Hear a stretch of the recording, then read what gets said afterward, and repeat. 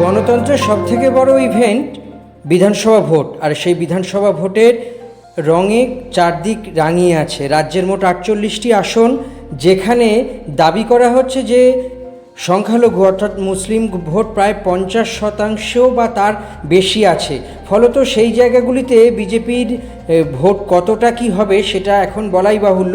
50% সংখ্যালঘু ভোট অন্তত 62 আসনে আছে। 62 আসনের মধ্যে থেকে 48 আসনের মধ্যে 50% সংখ্যালঘু ভোট। তো সব দিক থেকে বলা যেতে পারে যে অত্যন্ত কন্টেস্টেড এই সিটগুলিতে বিজেপি যে বিশেষ একটা ভোট পাবে না, সে অন্তত তার জন্য বড়সড় কোনো ডিগ্রি দরকার পড়ে না বা অ্যাস্ট্রোনটের কোনো জ্ঞানও দরকার পড়ে না। কেননা বলা যেতে পারে যে এই যে প্রথমত 48টি যে আসন, সেই 48টি আসনের মধ্যে ম্যাক্সিমাম 50% সংখ্যালঘু ভোট, ফলে এই সিটগুলি বিজেপি পাবে না।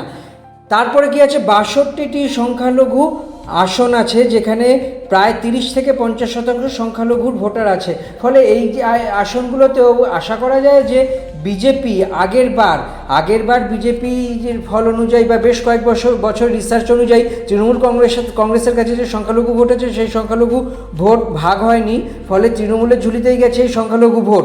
কিন্তু এবার দেখতে পাওয়া যাচ্ছে যে অন্য একটি বড়সড় ব্যাপার, এই সংখ্যালঘু ভোটটি আসলে ঠিক কোন দিকে বা কোন আঁচলে ঢলে পড়বে সেটাই এখন দেখার। যদিও এসআইআরে রাজ্যে প্রায় 91 লক্ষ মানুষের নাম কাটা গিয়েছে, অর্থাৎ এসআইআর হওয়াতে রাজ্যে 91 লক্ষ মানুষের নাম আর নেই। ফলত দেখতে পাওয়া যাচ্ছে যে এসআইআরের এই যে পাল্টা, সেটা আসলে কোন দিকে ঝুঁকে পড়বে সহজ অত হিসেব নয়। 48টি যে 62টি আসন, 30 থেকে 50% ভোট সেখানে মুসলিম বা সংখ্যালঘু ভোট আছে, এবং 80টি যে আসন, সেই 80টি আসনের মধ্যে 15 থেকে 30% সংখ্যালঘু ভোটার আছে। তো সব দিকে বলা যায় যে সব দিক দিয়ে বিচার বিশ্লেষণ করে বলা যেতে পারে যে এই আসনগুলিতে অর্থাৎ 48 আর 62,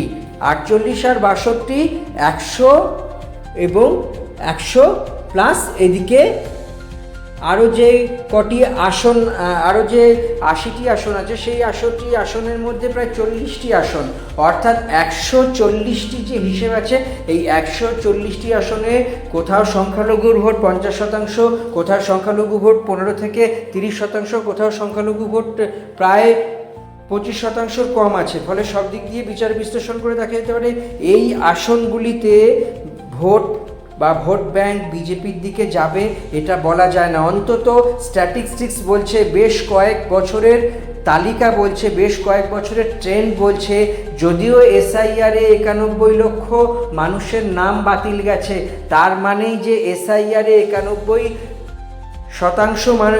লক্ষ মানুষের নাম বাদ গেছে, মানে যাদের নাম বাদ গেছে তারাই শাসক দলের ভোটার, এবং যাদের নাম বাদ যায়নি তারাই বিজেপির ভোটার, এটা কোনোভাবেই না।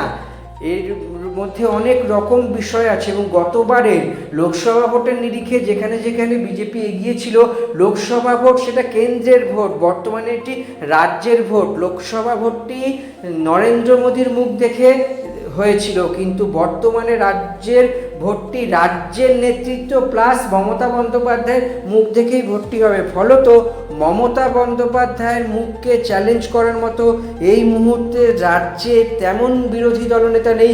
যতই কেন্দ্রীয় বিজেপির নেতারা দলে দলে আসুক, পরিযায়ী পাখির মতো বা ডেলি প্যাসেঞ্জারের মতো এসে যাই করুক, ভোট প্রচার করুক, আগের বারের মতো সমীক্ষা তো তাই বলছে, বিভিন্ন ওপিনিয়ন পোল এখনও পর্যন্ত বলছে যে ক্ষমতায় শাসক দলই আসছে। যদিও ওপিনিয়ন পোল বা এক্সিট পোল কোনো কিছুই শেষ কথা না, এগুলি একটা আভাস বা মানুষের মন পাওয়ার বা মানুষের মন বোঝার একটা মাধ্যম মাত্র। আসল কথা 23 এবং 29 তারিখ প্রথম ও দ্বিতীয় পর্যায়ের ভোট, এবং 4 মে রেজাল্ট বেরোবে, তখনই সব পরিষ্কার হয়ে যাবে। কিন্তু তবুও বলা যেতে পারে এছাড়াও রাজ্যের 104টি যে আসন আছে, সেই 104টি আসনের মধ্যে সংখ্যালঘু ভোটারের পরিমাণ 15% বা তার কম। এই আসনগুলিতে যে বিজেপি সংখ্যাগুরু আছে, সেই আসন যদি কিছু পেতে পারে তাহলেই হতে পারে, আদারওয়াইজ বিজেপির অবস্থা আগের বারের থেকেও খারাপ হতে পারে এবং কম করে যেই আসনগুলির গণনা করে আমরা বললাম এবং যেই আসনগুলির পর্যালোচনা করে আমরা বললাম, অন্তত পক্ষে রাজ্যের প্রায় 140টি আসনে পিছিয়ে থেকে বিজেপি ভোটযাত্রা শুরু করবে।